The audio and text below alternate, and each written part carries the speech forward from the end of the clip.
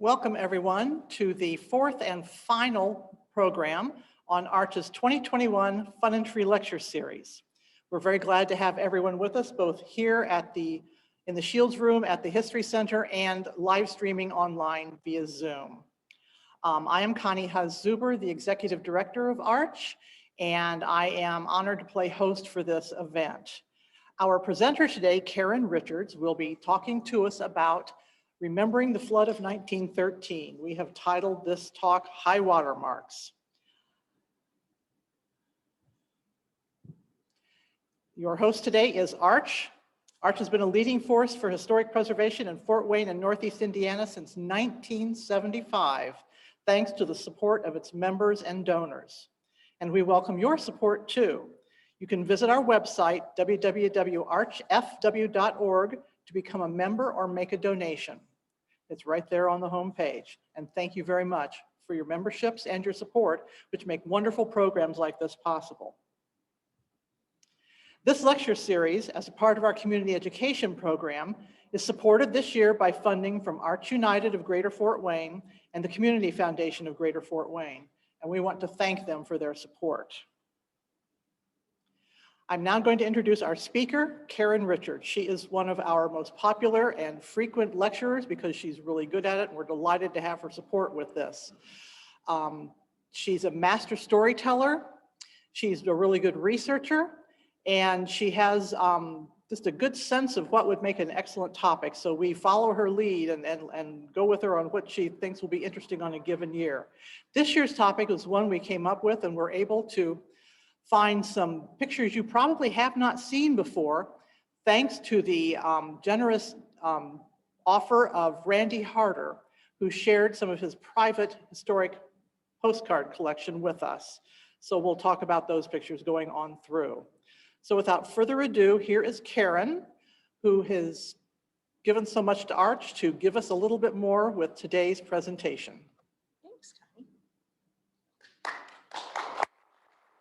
Thank you, and thank you so much everyone that's here in person. Like I said the last time, I cannot lecture to an empty room. It makes me crazy.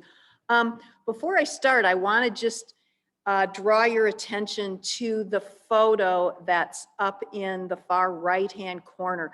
I just want you to take a peek at and remember the boat that these people are evacuating in and how shallow it is.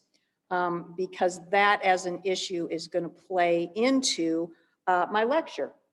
People often wonder how I come up with this stuff, and what piqued my interest, I never even knew that there was a flood in Fort Wayne in 1913. I had no clue. What piqued my interest was one of the walking lectures that Arch has that I was actually giving. It was a ghost story lecture in Lakeside Park. And several of the ghost stories had to do with things that happened around the time of the flood or as a result of the flood.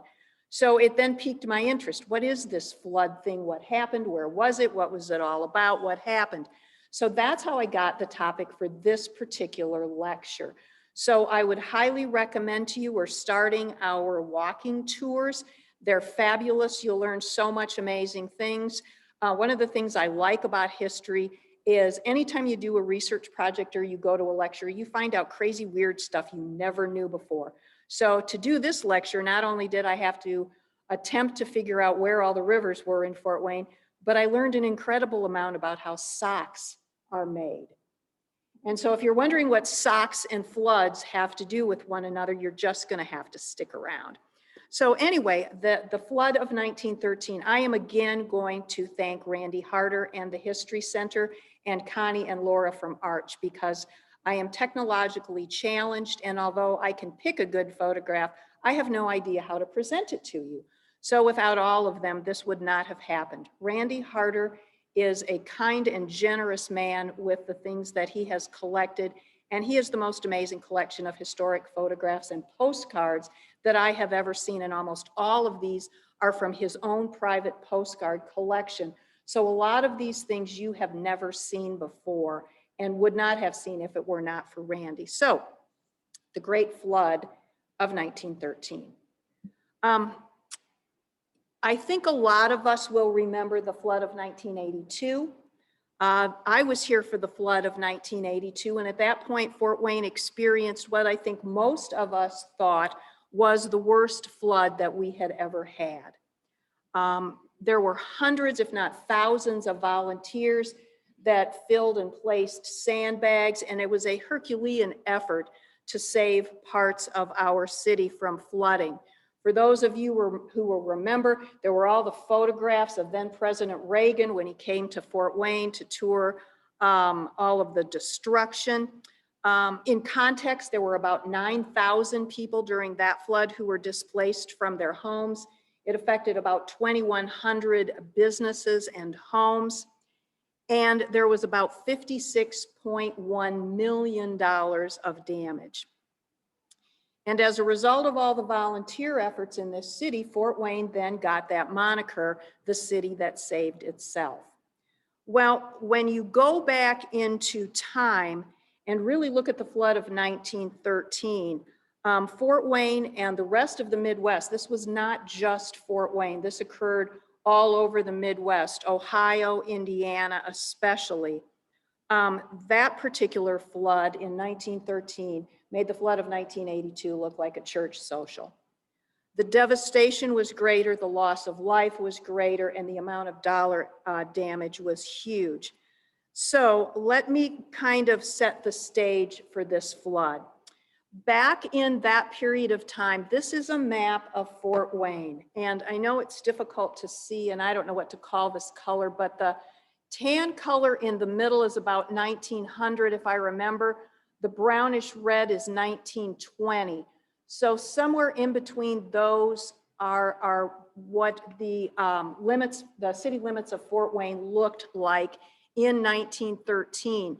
And as you can tell, and it'll become a little more clear in the next picture, that particular population center centered around the confluence of the three rivers that all join in Fort Wayne, the St. Joseph, the St. Mary's, and the Maumee.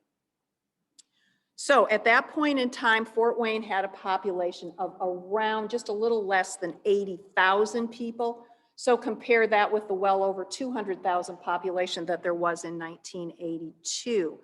So in 1913, 5,500 homes and businesses were flooded in comparison with the 2,100 in 1982.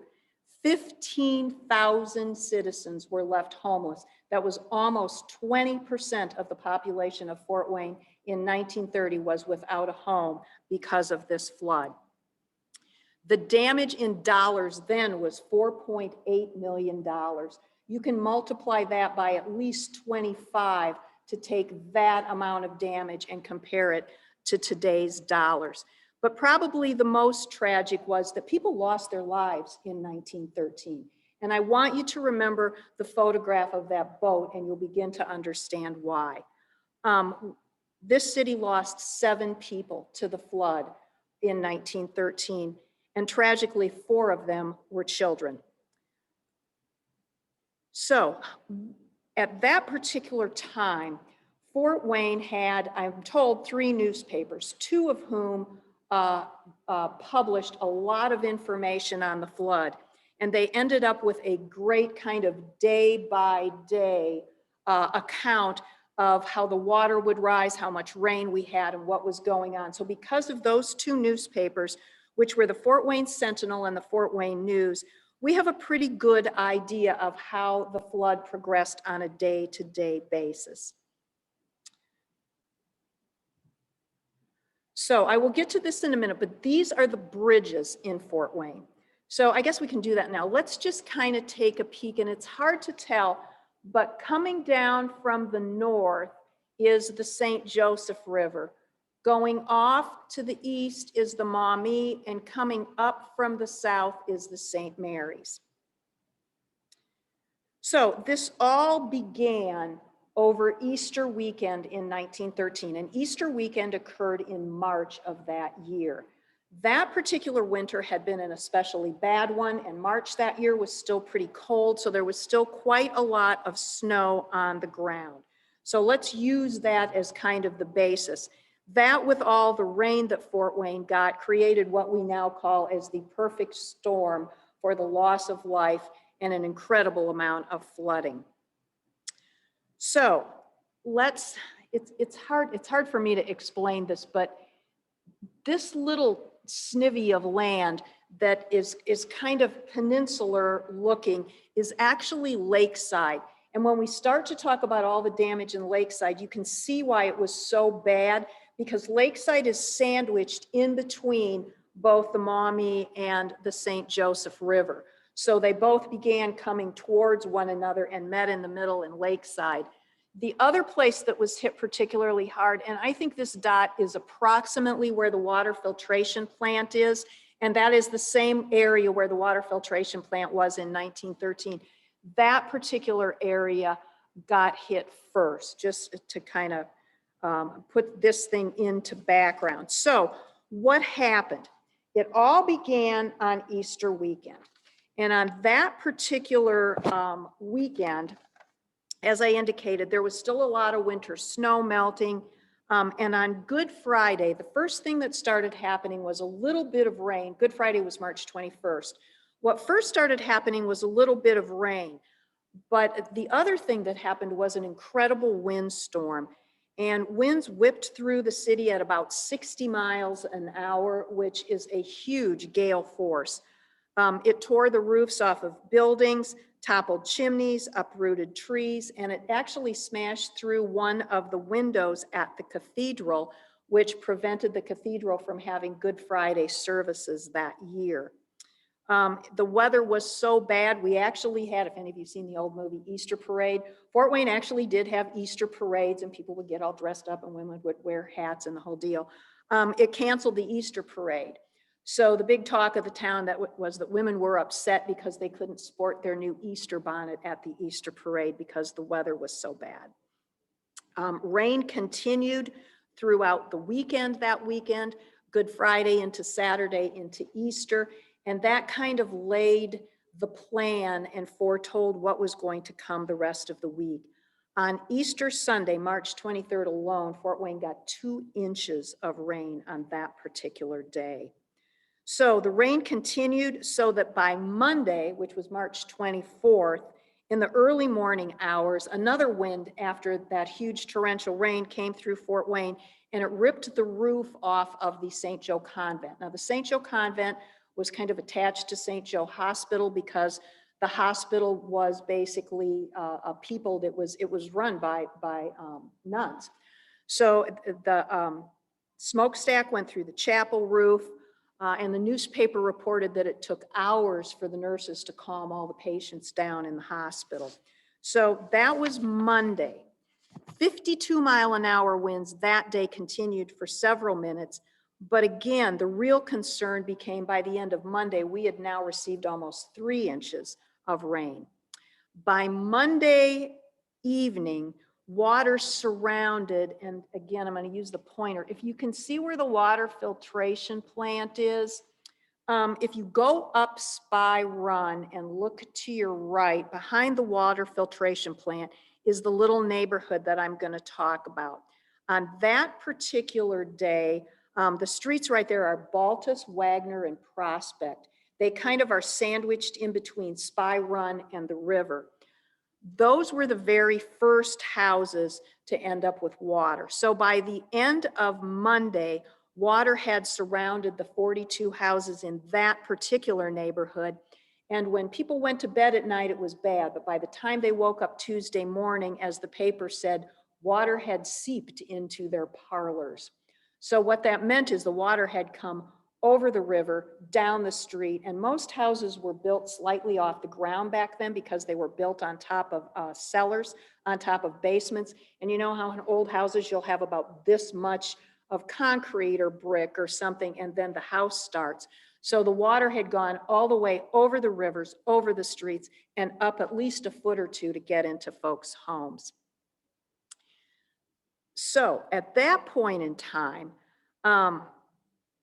the next thing that happened is, I think, right about in here someplace is the Tennessee Avenue Bridge. The Tennessee Avenue Bridge goes over the St. Joe River and into Lakeside. So by Monday evening, the approach to the Tennessee Avenue Bridge was already underwater. And at that point in time, we had a street commission and they were in charge of streets. Unfortunately, the city was completely unprepared for anything that looked like a flood. The city used its entire workforce to try to save the various dikes and dams, and they tried especially hard. I think this is Coombs Street. Coombs Street goes from East and West Wayne across the Maumee River into Lakeside. So they were trying really hard, which was the same place, interestingly enough, if you remember, where they were sandbagging so hard during the flood of 1982. It's the same exact location. The entire city workforce from the street department was sandbagging the area at the Coombs Street Bridge. Unfortunately, they ran out of sand at the point when the river was 18 inches from the top of the dike that they had built. So by Tuesday, the 24th, water began coming into Lakeside at the Tennessee Avenue Bridge. And the newspaper reported that the water came across St. Joe Boulevard in 3 places with a rush that resembled Niagara Falls. So, you know, when you think about our rivers and you look at them today, they're fairly calm. They run fairly slowly. If you've ever kayaked down them, it's a pretty darn easy kayak. But when you shove a whole bunch of water into a small space, it doesn't just lightly flow over the banks. This stuff comes with a rush. And as I go through some of the things that happened, you have to remember, this is not nice, clean, out of the river water. As soon as the water starts to come up and comes over its banks, it begins to take with it everything in its path. So as the water comes in to Lakeside, and on that Tuesday, it continued to rain, you got to remember that the water is bringing with it all the dead animals, all the sticks, all the leaves, all the trees it uproots, all the furniture it pulls out of houses, anything in people's front yards, cement, wood, furniture, wagons, dead livestock, because people kept little bits of livestock. It is pulling with it all this junk as it is flooding into these neighborhoods. So by 2:30 in the afternoon on Tuesday, the Maumee River then broke through over here. So not only do we have a breakthrough here, but we have one over here, and the water just comes from both angles and totally takes the Lakeside neighborhood. So by 2:30 in the afternoon, water had broken through the Coombs Street Bridge, and a torrent of water goes through Lakeside side to side. And the paper reported that a lot of people could not get out under their own volition. So a lot of people went door to door and carried their neighbors out of Lakeside, and Lakeside was evacuated. By that time, in the area of Wagner, where we're talking about, behind the water filtration plant, by that time, people had to use boats to get out. Then, and I always love pictures of people, so you have some idea of who we're talking about. Jesse Grice was our mayor at that point, and this was our city attorney, Harry Hogan. So at that point, after water had come into Lakeside, water began seeping into the water filtration plant. And by 2 p.m., our mayor, at that point, Jesse Grice, had ordered all the pumps in the water filtration plants shut down because there was so much water. They were afraid that the dirty water was going to get into the clean water, and they were going to be pumping dirty flood water into people's homes. So by that point, they shut off all of the pumps to the city. So at that point, everybody that lived in Fort Wayne had no water. There was no water. You'd turn on the faucet, nothing would come out. So in the middle of this flood, the only water folks had was water that they could actually boil. It also knocked out what is now Science Central, which was City Light. It also knocked out the lighting and power station. So in addition to being without drinking water, people had no lights. So there were no lights either. People were left in the dark because there was 3 feet of water in the City Light building and 3 feet of water in the switchboard that controlled everything.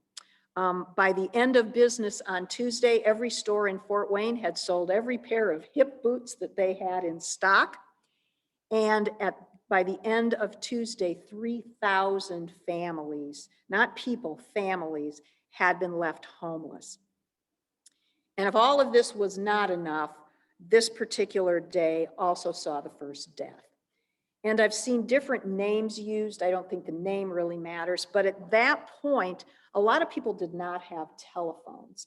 So the only way that evacuation orders could be given was at that point either by walking or by being in boat. And most of the people that really needed to get an evacuation order had to receive that order by somebody in a boat. So our city attorney, Harry Hogan, got in a boat with another gentleman who I've seen 2 or 3 different names given to, so I really can't tell you the name of the first victim in the flood because I get 2 or 3 different names. But anyway, he and this gentleman were guiding a rowboat through all of the flooded areas, screaming at people that they needed to evacuate their home. And at that point, water began coming into the boat. And the gentleman panicked. He leapt over the side of the boat, tried to hold on to the boat, but the water was just gushing too fast past the boat, and he drowned. And it took days for them to find his body. It eventually was found somewhere near the Main Street Bridge. So by the end of Tuesday, we have our first death. Our city attorney somehow managed to survive. I do not know how. I want to give you a few of Randy's fabulous postcards here in a moment, but it's difficult to tell from this photograph, but these are the east and west sides of Fort Wayne. John, can you see past me? Lakeside is this little snivvy of land right here. You can see the rivers. And then this is the St. Mary's coming up and hitting Main Street and the West Central area. And there is a shaded area around those rivers. That shows the space where the flood was creeping in. And almost all of these at that point were neighborhoods. So let's get a little photo journey through Lakeside. Laura was really good about trying to do before and after photos, which I find particularly interesting because you can't really get how much rain there was until you put it in context of a neighborhood. This is how I drive home from work every night. I probably shouldn't say that, but it is. And if you see this house right here, I think is this house right here. So the water has come 3 or 4 blocks from each side. This is about the middle of Lakeside. Columbia Avenue is about the middle of Lakeside. So water has come from both sides and is starting to come up the sidewalks on these houses. So the water's about right here. So that's Columbia Street.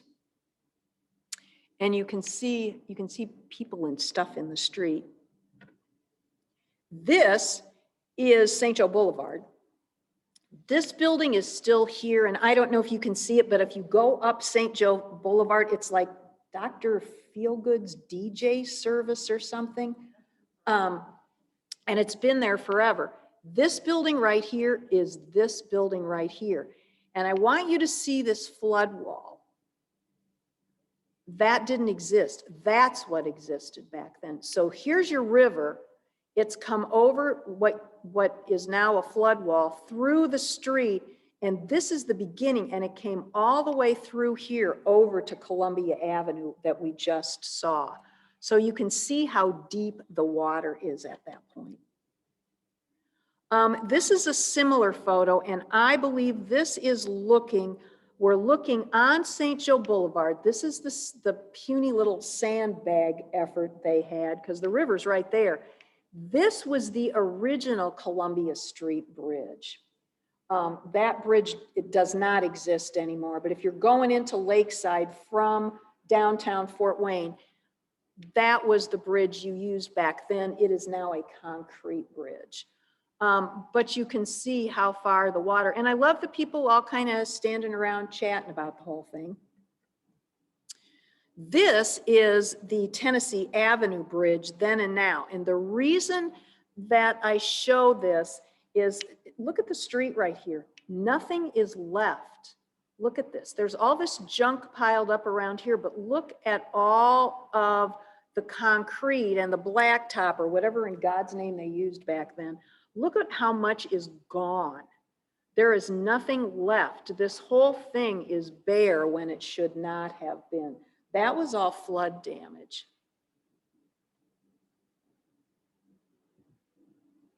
This is kind of a similar picture. And again, when I say stuff goes, when you want to stay out of floodwaters, I don't care where you are, this is why. Everything that used to be here is flowing down somebody's street. So all of the roadway, anything that was here, bushes, animals, dirt, debris, this is all going. And it's flooding through the neighborhood. One of the things that the federal flood people did is this riprap stuff that's on the bank now that is supposedly to keep that erosion from happening again. Another picture of St. Joe Boulevard. Look where the river is. This was either the sidewalk or the roadway, this pretty brick herringbone right here. Look at everything that's gone. Look how far up the soil is and how far down the water is and how much has been eroded. This is a great photo of Edgewater. It is difficult for me to pinpoint where the house is, but I especially like the guy with his 2 suitcases evacuating. But if you see now, we have built up this big dike of soil and grass that the bike trail runs on top of. None of that existed then, so the water just came right over into Edgewater. This is Lakeside School, which was on Elmwood. Fabulous building, torn down about 1959, 1960, roughly.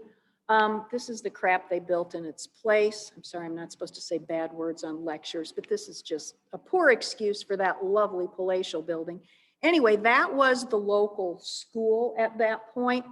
Until this building was demolished, it carried a high watermark line in the classrooms to show people how far the water had seeped into the school. Elmwood is pretty close to the St. Joe River and to St. Joe Boulevard. This is Laura's favorite photo, and so we put it in. Laura likes this photo because this is a cistern. This was where ground level was before the flood. So as you see this person down here, that is a telephone pole, I think. This is all erosion. Look at where the houses are up here and how far down this is. This again over here is a picture of Edgewater. And the reason I like it is because you can see there's absolutely there's nothing to keep the river out of that neighborhood at all. The neighborhood is almost level. The other thing that I want you to note is in the middle of all of this rain, the snow is still melting. We're still getting snow melt in this flood, which was one of the reasons it was so horrible. This is a buggy. This is going down Spy Run Avenue. These 3 or maybe all houses still exist. Go down Spy Run and there will be a stoplight right here. I believe this is 4th Street. And 4th Street tees into Spy Run.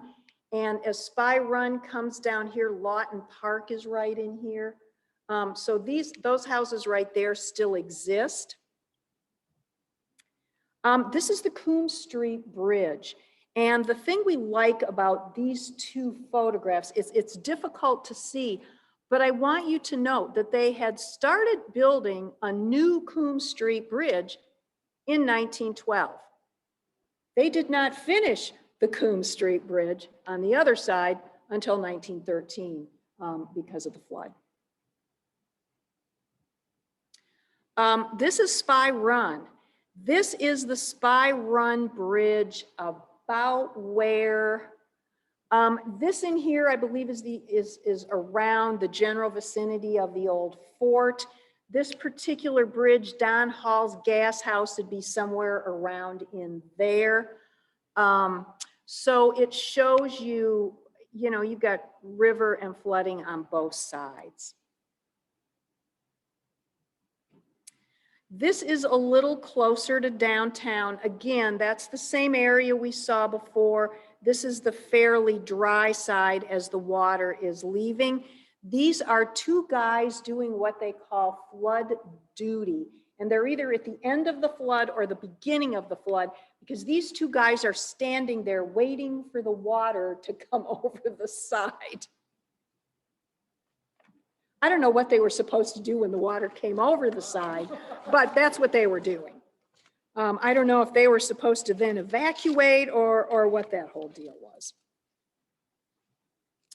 This is the original Columbia Street Bridge and the Columbia Street Bridge now. And I'll talk a little bit more about this in a second, but this was a beautiful metal bridge. But look at the water. Look how high it is, and that becomes important, and it is an important reason why this bridge no longer exists and this bridge is in its place. So this is more downtown. This was on the left, Bursley's warehouse, which is no longer there, but it is about the general location of where we are on, what comes in that way? Clinton, I think is Clinton, right here downtown. This, for those of you who don't know, is the overpass that runs through downtown. That was the bed of the original Erie Canal. This elevated train, there, the elevated train tracks in Fort Wayne that runs through, that is the bed of the original Erie Canal. So that is your flooding in Lakeside. So at that point, what happens? So let's talk a little bit about a couple different areas. By now we're at Wednesday, March 26th. In Fort Wayne back then, we had orphanages. Some orphanages were privately owned, they were church owned, but there was an orphanage for kids who were so poor, so destitute that no one else would want them, so they were in the county orphanage. The Allen County Orphanage was years and years and years ago in Foster Park. And this is a photograph of the interurban tracks near the home. And it's hard to see, but you see this thing where it says home and the arrows pointing down? That's where the Allen County Orphans Home was. And this is the flood of 1913. The interurban tracks were exactly that. They were interurban. They were kind of like a bus route that would get you around Fort Wayne. The corner of Main and Calhoun was the hub of the interurban and all of that traffic, and was known up until just recently as Transfer Corner, because this is where you could pick up any of these interurbans and go anywhere in town. They even went all the way out north to Robinson Park, to the amusement park out there. So this is the interurban tract, and this is the orphanage. So the orphan's home was located in a bend of the St. Mary's River, like I said, in what is now Foster Park, really close to where the Sears Pavilion is now. This is the particular area that we're talking about. The building was wood frame, as a lot of buildings were back then. And my guess is it was probably not real well built. So the fear was that the water was going to come and take the entire building. So it housed about 60 kids.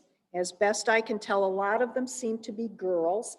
I'm assuming that that probably was they could find a work use for boys and couldn't find a work use for girls, would be my guess. So by that Wednesday, a lot of the kids had been moved to the second floor of the orphan's home because 2 feet of water covered the first floor, and they didn't have a way to heat the home anymore because stoves and things were on the first floor. They were also beginning to run out of fuel. So the decision was made first to move the kids to the second floor, but then they decided to evacuate these children. They decided it was just too dangerous. So the reason I wanted you to remember the boat we saw in the original photograph is, my guess is that's the kind of boat they tried to evacuate these kids with. A gentleman by the name of Charles Gebhardt had a rowboat, took his boat, and the caretaker of the orphans home, her name was Teresa Hammond, they put 6 girls aged 6 to 15 in this boat, told them to be quiet, sit still, and they were going to get them out of there. Well, things did not work well at all. The water was really, really rough right then. Gebhardt lost control of the boat. It hit a telephone pole. I don't know if the pole was erect or floating through the water, but the boat capsized. And, you know, back then people really couldn't swim. There weren't swimming pools unless you grew up someplace where you just happened to live, you know, and be allowed into a river. People didn't swim. So all of these girls began to drown. Between the caretaker and Charles Gebhardt, they grabbed onto the clothing of 2 of the girls and saved them.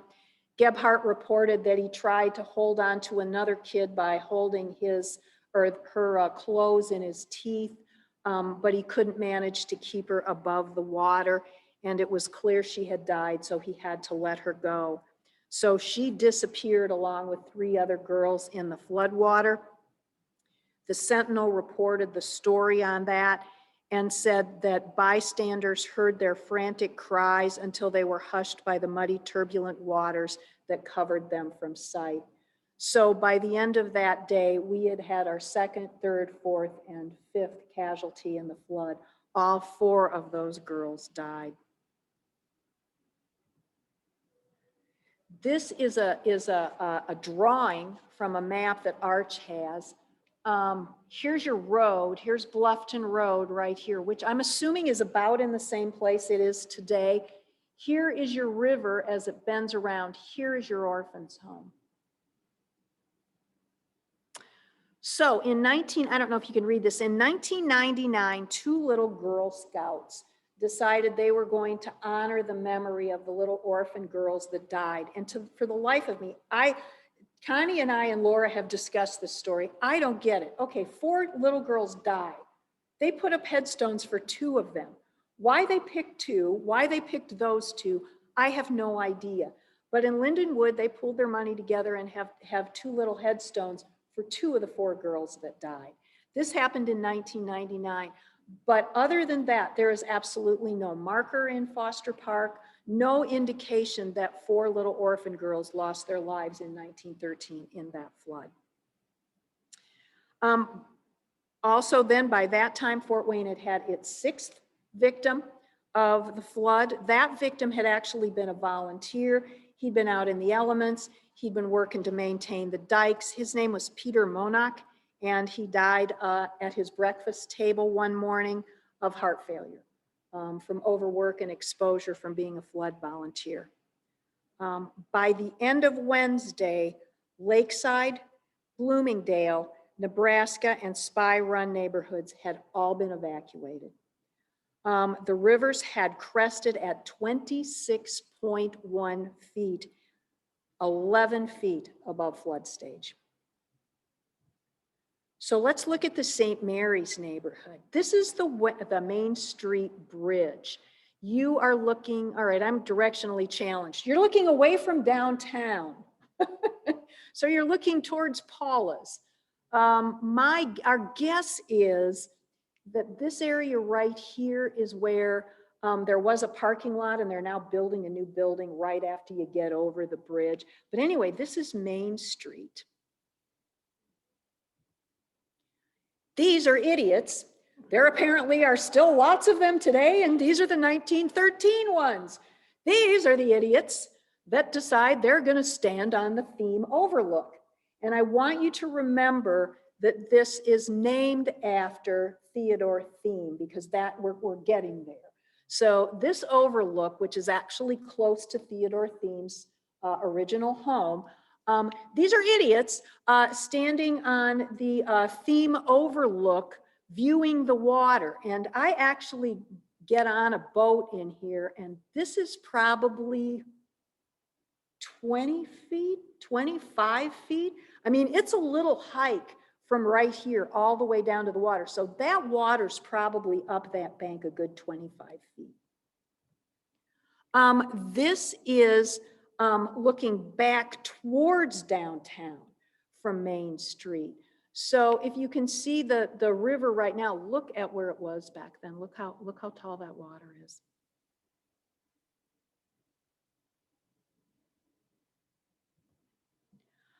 This is a little bit into West Central. This is Jackson Street. So look how far the water is from the river all the way up. I mean, it's all, it's in here.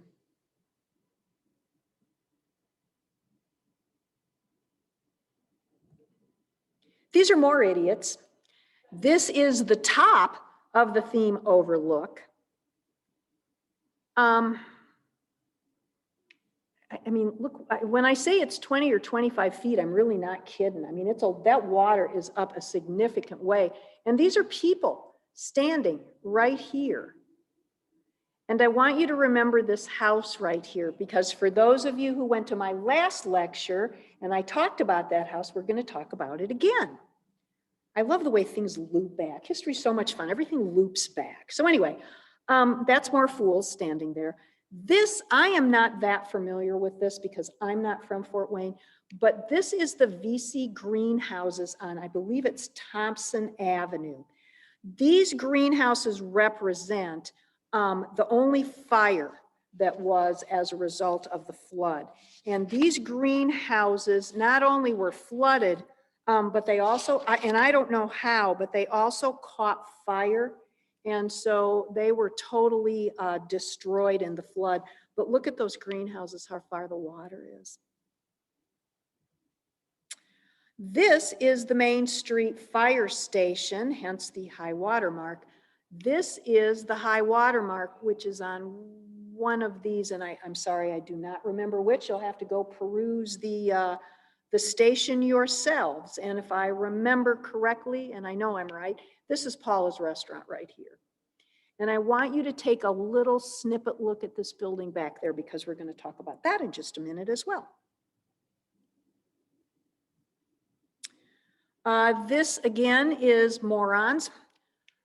We don't have, you know, they're historical. We have idiots of every generation. They're standing right there, right at the bridge, looking, going, oh, gee whiz, the water's high.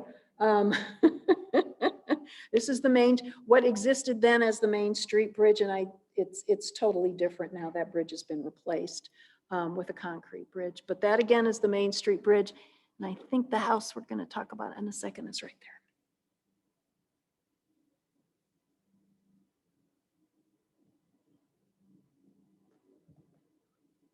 Wells Street.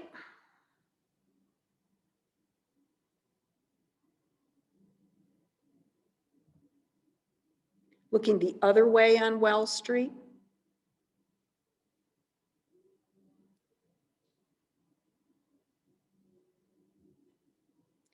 This is Cass Street, and this is mine. This is my favorite, because if you know Fort Wayne, see this building right here? That's the old railroad station. That's now Fort Wayne Outfitters, where you rent the bicycles. It's where you rent the kayaks to go downtown on the river. So that's this right here, and you can see the little snivvy of it right here. Okay, this is really cool. This, because of the railroad, was one of Fort Wayne's working class people's hotels.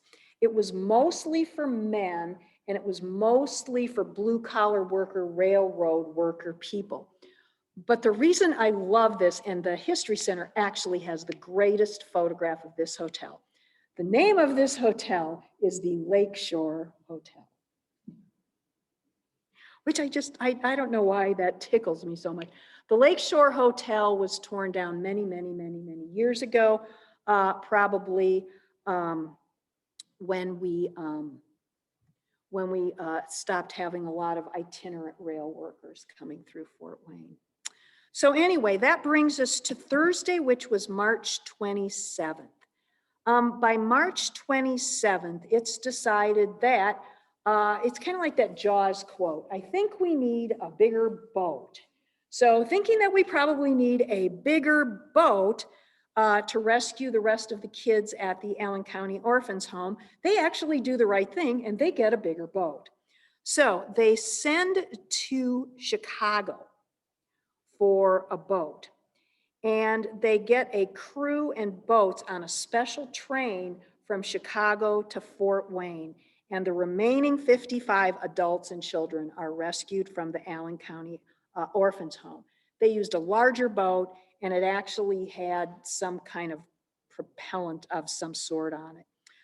The interesting story that the paper ran was that one of the kids at the orphanage absolutely positively refused to get in the boat. She refused to move, and she had to be physically put into the boat.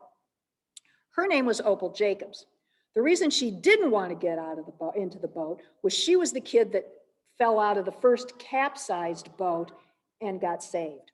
So she was the one that did not want to get in.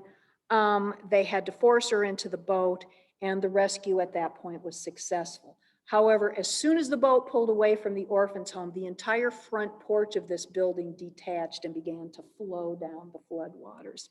And from what I can tell, the rest of the house probably followed it. So as I said before, the debris and things floating down the rivers became a huge source of concern. What they had to do on a lot of the bridges, and you can tell how many there were by that one of the very first little pictures we had on those little blue dots were all the bridges. What they ended up having to do, was on several of the bridges, they had to take the flooring, the base, the stuff you drive over of the bridges, they had to take it all off. So on Taylor Street, Main Street, Van Buren, and Spy Run, they had to take the flooring out of the bridge because the debris had gotten so high it couldn't get under the bridge, and they were trying to force the debris downstream. I don't know who was downstream, but they got some really interesting stuff from Fort Wayne. If you remember, we talked about the Columbia Street Bridge. That was the beautiful iron bridge, and I told you to remember that bridge. That particular bridge got replaced because so much of the soil was washed away near the piers, that the anchoring parts of the bridge, that the bridge could not withstand use anymore, and the whole thing had to be taken down and started over. And at that point, they made the pilings bigger and wider so that if there ever was another flood, that vast amount of water and debris could go underneath the bridge without ruining the bridge.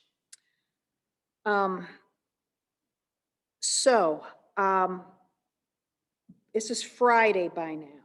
By Friday, March 28th, the water finally begins to recede. The last neighborhood that remained underwater was Lakeside. But to give you an idea of how wet it was this particular year, and it wasn't only this weekend, all of March in 1913, there was 7.1 inches of rain, most of it that weekend in March of 1913, and there was 12.5 inches of snow that melted. By the time it was Friday, the paper reported that you could still see debris. I love this story. A small barn was seen floating down Crescent Avenue. Water still surrounded Lakeside School. Kids couldn't go to school, and you needed a boat to navigate Columbia Avenue. And as I said, the high water mark in the school's classroom still stood on that wall until the school was demolished. What happened by Friday, though, is that food started to be in short supply. And what people got really worried about was that there wasn't milk for small children and babies. So at that point, they had to arrange for special shipments of food to be sent in via train from Chicago, especially milk. On March 29th, they finally found the bodies of the three of the four little girls that had drowned. It was found about a half a mile from where they went into the water. And the gentleman, the first victim, his body was finally found on Saturday. And at that point then, we had our seventh fatality. And that was a little boy by the name of Willie Singer. He was 4 years old. And he lived somewhere around Spy Run Creek, and that was a place that he particularly liked to play. And he was there with one of his little buddies, and one of his little buddies told him not to go into the water, but apparently Willie didn't listen worth a darn, because Willie decided to wade into the water.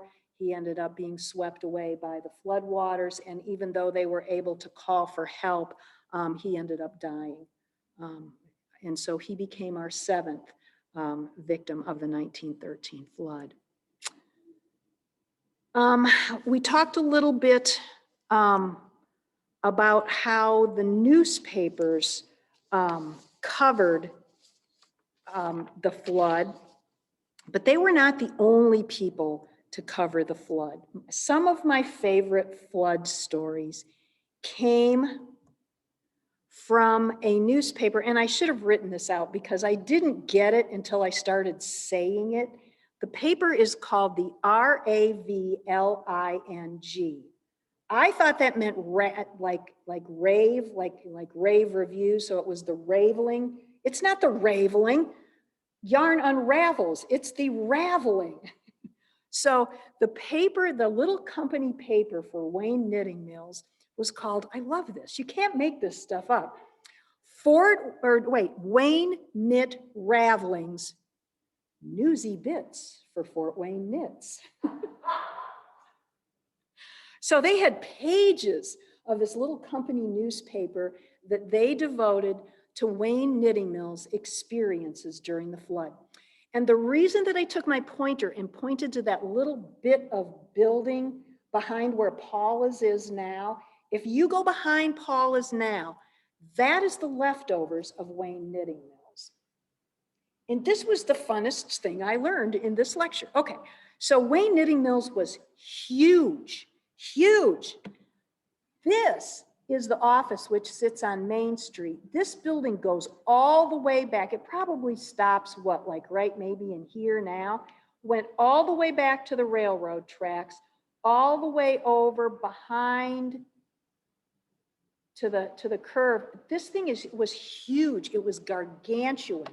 At its most effective, I guess it had 2,500 employees. So I learned a little bit about the Wayne Knitting Mills. Wayne Knitting Mills was founded in 1891 by a gentleman by the name of Theodore F. Thiem. And if any of you wonder, Theodore F. Thiem was the grandfather of the judge I practiced in front of, Phil Thiem. That is Phil's grandfather. He came from a German family. That's not a big surprise. But apparently he went back to Germany. I don't know if this was pleasure. I don't know if it was business. But when he went back to Germany, he toured some factories and he realized that they were using some manufacturing technology that he had never seen before. So he took the technology that he saw in these factories in Germany and brought it to Fort Wayne, and he founded Wayne Knitting Mills. The mills were located on Main Street, and they employed a lot of young, the best jobs went to the men, like it was back then, but they had an incredible number of women that were employed there also, and a lot of them were young, a lot of them came from small towns or farms, and so they had no place to live. So this entire complex not only included the factory, but it also had a specific dorm for young women. It had a clubhouse, it had bowling lanes, it had a dance hall. For being who he was, he basically built the Wayne Knitting Mills company town at that particular location. It had so much of what they needed right there. At the same time, Thiem lived, and I'll show you the picture in a second, on a home on West Barry that later became the Fort Wayne Art School, and the add-on to his home now is the Arena Dinner Theater. Now, what this mill made, I always knew they made the precursor of women's pantyhose, but back then they were just stockings. They were silk stockings, and women's pantyhose stockings were, honest to God, made out of spun silk. They were beautiful, soft, expensive things that women hoarded like crazy.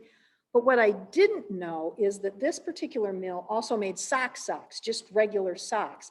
They made men's, women's, and children's socks. The mill used a process called, and what they ended up was called full-fashioned hosiery. I thought that meant it was like stylish. You know, I thought fashion but stylish. No, that's not what it meant. Apparently before Theodore Thiem came with this mill, socks were just made in this tube. You'd make like this tube thing and you'd put a little top on it. And what they would do then is they'd put them on a foot-shaped form and they'd steam them to be foot-shaped because it was cheaper to do that, and that was the technology. So you'd get these socks, they'd start out foot-shaped, you'd wash them a couple times, and you'd end up with what we have now, you know, those white tube athletic socks. That's what you'd end up with. But no. That's not what Theodore Thiem got. He found the technology to make fully fashioned, which means fully formed socks. So the socks were made in the shape of your foot. So you take them home, you wash them, they hold their shape. That's why the Thiems made all the millions of dollars that they made in this particular place. And remember I told you to remember Thiem Overlook? That's called the Thiem Overlook because Theodore Thiem gave so much money to the city, and that overlook became named the Thiem Overlook. It is also right down the street from his house. So this is Monday. Let's go back to the beginning. The Monday after Easter Sunday, water started to come into the knitting mills. Thiem had left word with the night watchman to call him as soon as the water started to seep into the cellar. So about 1 in the morning, he got the call that the water was coming. Apparently they had a company whistle. I am assuming that was what notified people, since so many people didn't have watches, of the change of shift and when you had to be to work. So they started the company whistle. They let it go every half hour, and they ended up getting 35 to 40 people to help them evacuate and move things in the knitting mill. This was the office. This is that building, and it's still, this is just from a week or two ago, that building right here. It's since been painted. It used to be a really pretty brick. This obviously is this right here.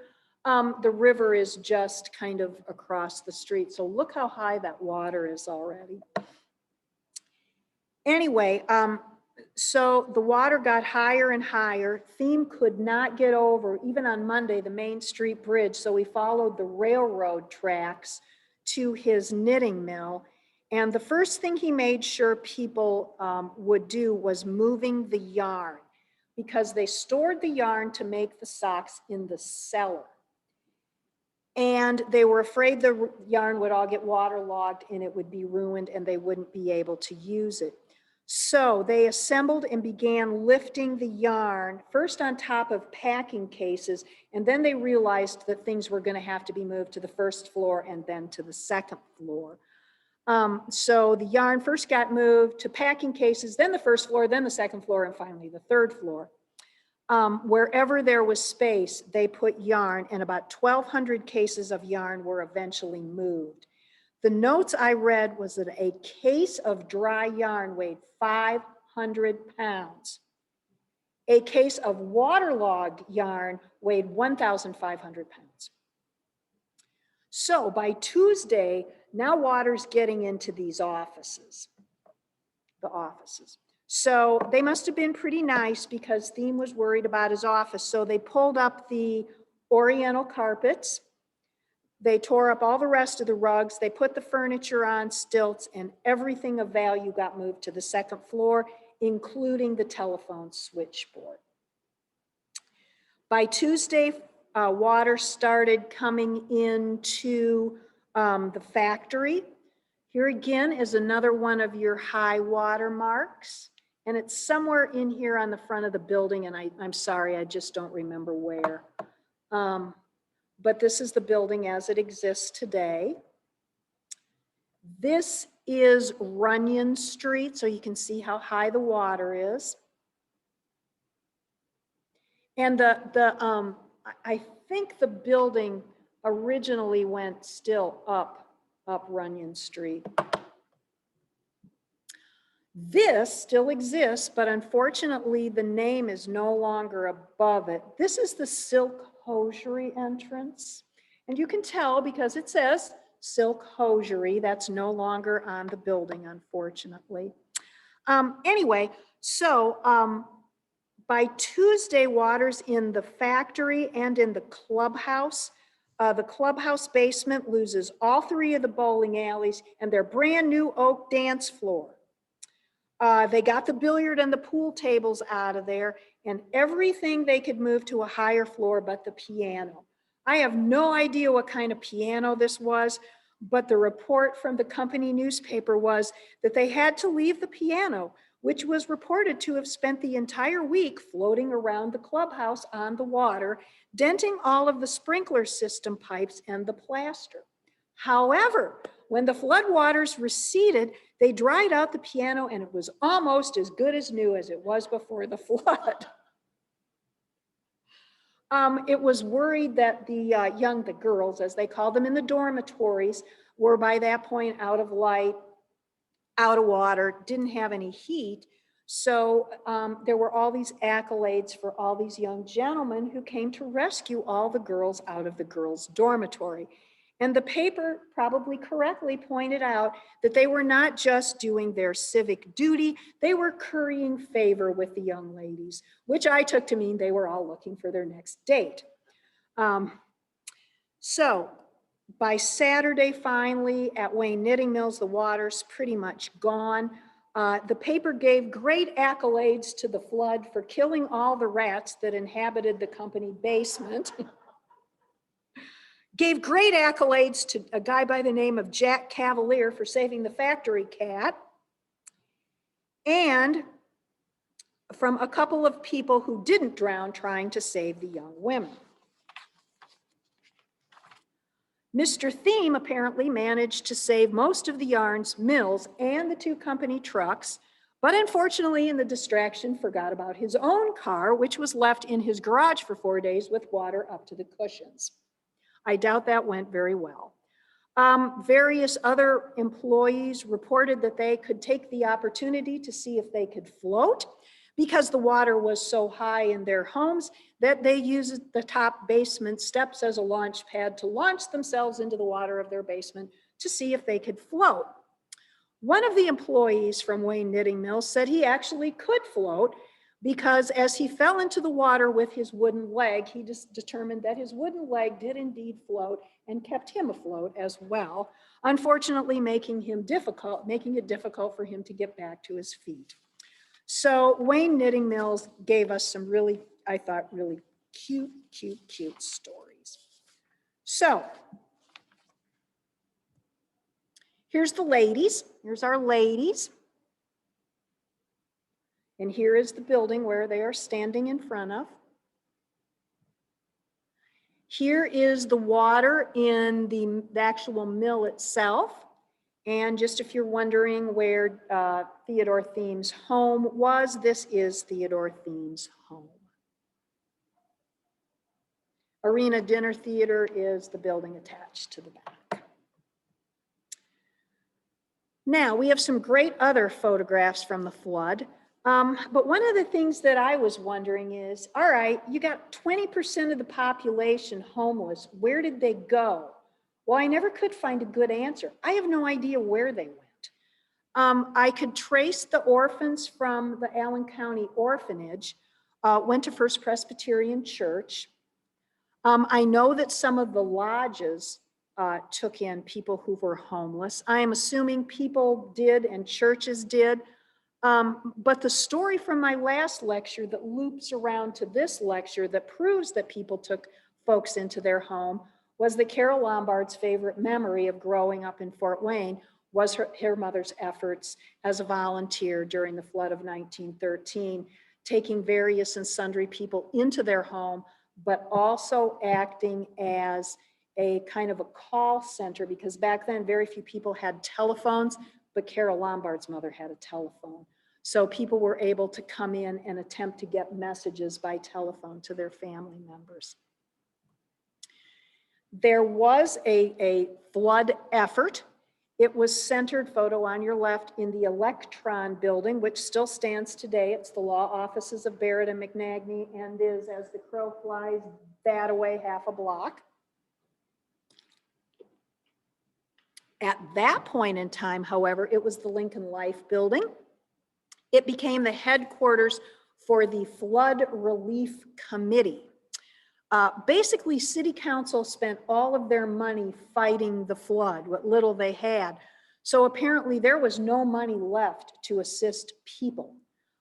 So what happened was individuals and businesses went together and raised money to help folks. And the daily newspapers would list the larger donations.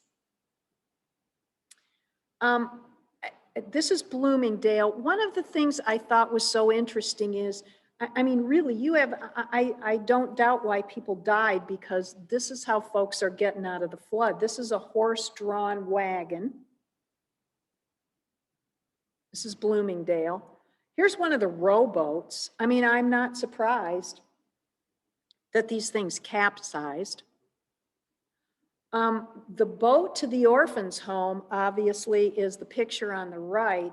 And it doesn't look like that substantial a boat. But the other reason we included this photograph is look how much snow there is on the ground. This is all the snow that's melting at the same time that it's raining.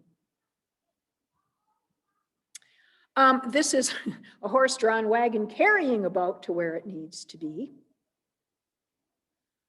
For those of you who remember my Sin in the Summit City lecture, these young lasses are most likely all prostitutes. This is the Flats. And the Flats, as we all know, for those of us who remember that lecture, was the center of prostitution in Fort Wayne. And these lovely ladies are probably not looking for customers at that point. They're probably just surveying the flood damage. The Flats are all gone now. The Flats were located kind of where the jail is and behind the city county building in that general area of downtown. So that's the high water at the Flats. So how did all this damage get paid for? Well, in 1913, state and local communities handled their own disaster relief. There was no federal program to give disaster relief to folks. About the only national organization that existed was the Red Cross. But basically the government felt that floods and other disasters were a local problem and a local issue, and they felt flood control was a local issue as well. It wasn't until 1917 that they passed the National Flood Control Act, which eventually led to a national flood insurance program, which eventually ended up with FEMA in like the 1970s. And as I said, money for flood relief came from everywhere. $250 came from Wolf and Dessauer, $500 from Berghoff Brewing. The Journal Gazette put money into the effort. They showed what were then called moving pictures of the flood at the Jefferson Theater downtown in order to raise money. And women's church groups and local lodges all did fundraisers to help folks. The cleanup effort was huge. The city ended up sending out wagons, horse-drawn wagons through people's neighborhoods, and you would pile all of your stuff on top of these wagons. Where the stuff went, I have absolutely no idea. But the cleanup at people's homes was really difficult because it was reported in some places there were as much as 12.5 feet of water in some people's houses. Stores lowered the prices on household goods because a lot of people's household furnishings that got wet ended up being unusable. They would mold or fall apart and they all had to be thrown out. So stores were really good about discounting prices on things. But the problem is in 1913, you really didn't have much for a cleaning supply. There were a few things that looked like bleach. There was vinegar. but there was basically soap and water. So cleanup of this kind of thing was really difficult. What did the city do to prevent further flood disasters? Well, you know, the real truth is they really didn't do a damn thing. They built a few new bridges. So you can see the 1921 Main Street Bridge got rebuilt in 1997, but that wasn't until after the flood of 1982. By the end of 1913, the city had this great list of possible fixes for future flooding, included dredging the rivers, building levees, building flood walls, developing parks, putting plantings along the river banks. And there was a committee that was formed. It was called the Fort Wayne Citizens Flood Prevention Committee. Unfortunately, like a lot of committees, all they did was ending up arguing about whether or not these were great solutions or not. They argued about whether putting plantings on the riverbank would help hold the soil or whether it would just impede a further rescue of people. So they ended up falling into all these little arguments and basically nothing got done. The Columbia Street Bridge did get rebuilt. The Van Buren Bridge got replaced, and they built the dike in Lakeside up to a whole whopping 10 feet.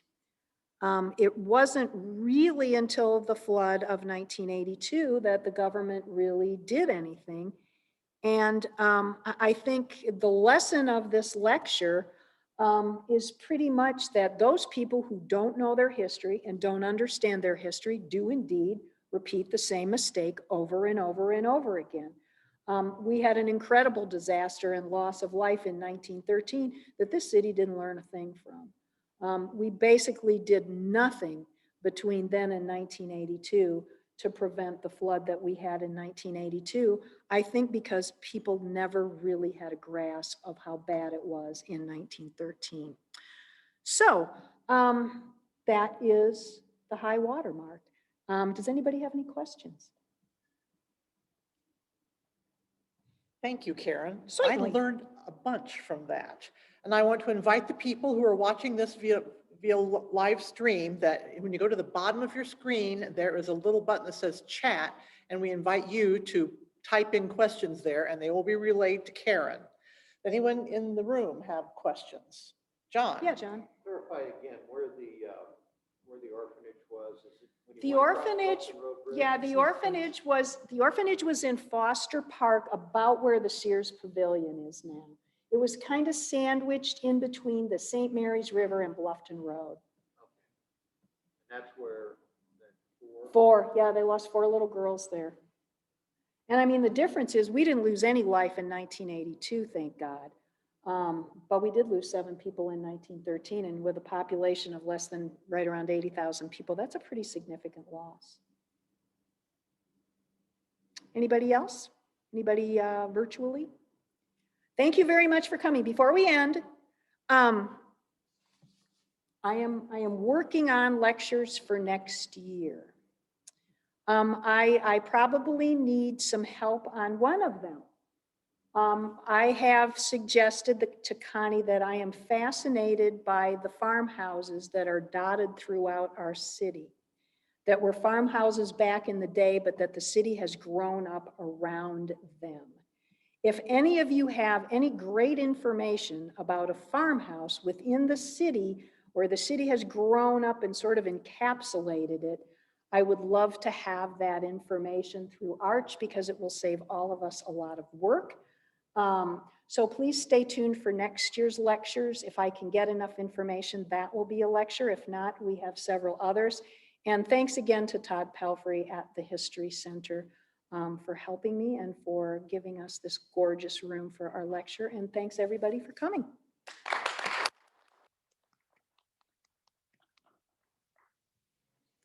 Let me wrap up once more with yet more thanks to Karen for this. And the Arch phone number is 426-5117. If you want to call us and let us know about any farmhouses.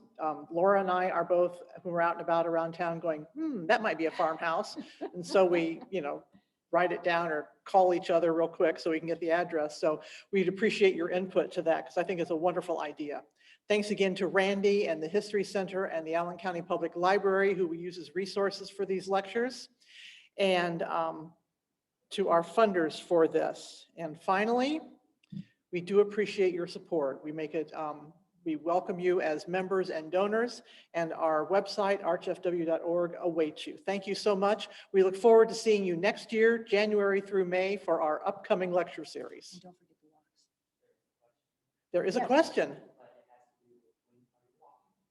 The walking tours are going to begin, I haven't announced them yet, but definitely in June, possibly the last of May. And watch the website, and we'll be sending out notices to people, and it should be in the newspapers. Thank you very much for your interest, because that's how we can move this sort of learning outdoors and not have to be sitting around to do it. Thank you. All right.